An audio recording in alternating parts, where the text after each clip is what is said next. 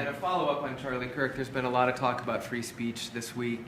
Do you see a difference between cancel culture and consequence culture?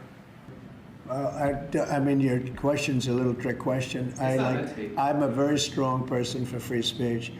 At the same time, when you have networks that where I won an election, like in counties, I guess it's 2,600 to 525. That's called a landslide times 2. When you have that level of popularity or voter support, as I did in the last election, and yet 97 and 94%, different numbers. You see different numbers with different stats, but 97, 94, 95, 96% of the people are against me in the sense of the newscasts are against me.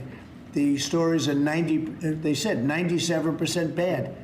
So they gave me 97. They'll take a great story and they'll make it bad.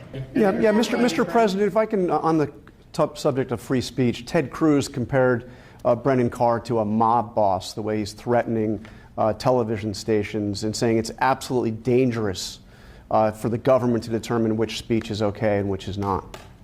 What's your reaction to Ted Cruz? I think Brendan Carr is an incredible American patriot with courage. You know, it used to be, I remember in the old days that networks would have to get licensed, relicensed, and it was always a big deal. You know, they had to show honesty and integrity.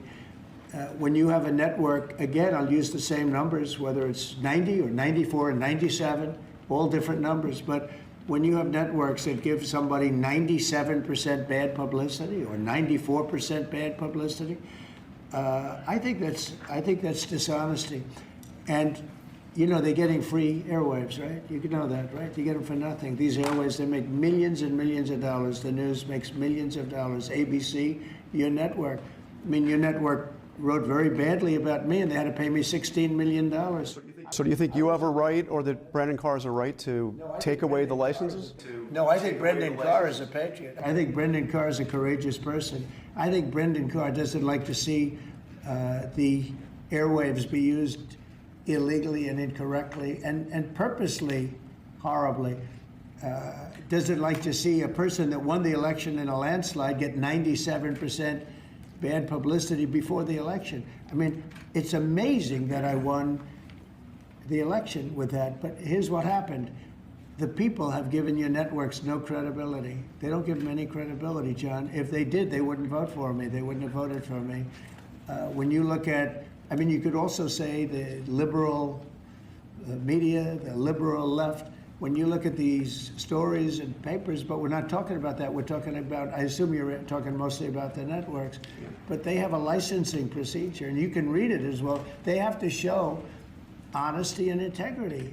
And when they take a good, well, I think the people decide. That's why I'm president. When they take a great success, like you often do, and you make it into like it's a loser, or you put a negative spin on it, I don't think that's right. So I think Brendan Carr is a great American patriot. So I disagree with Ted Cruz on that.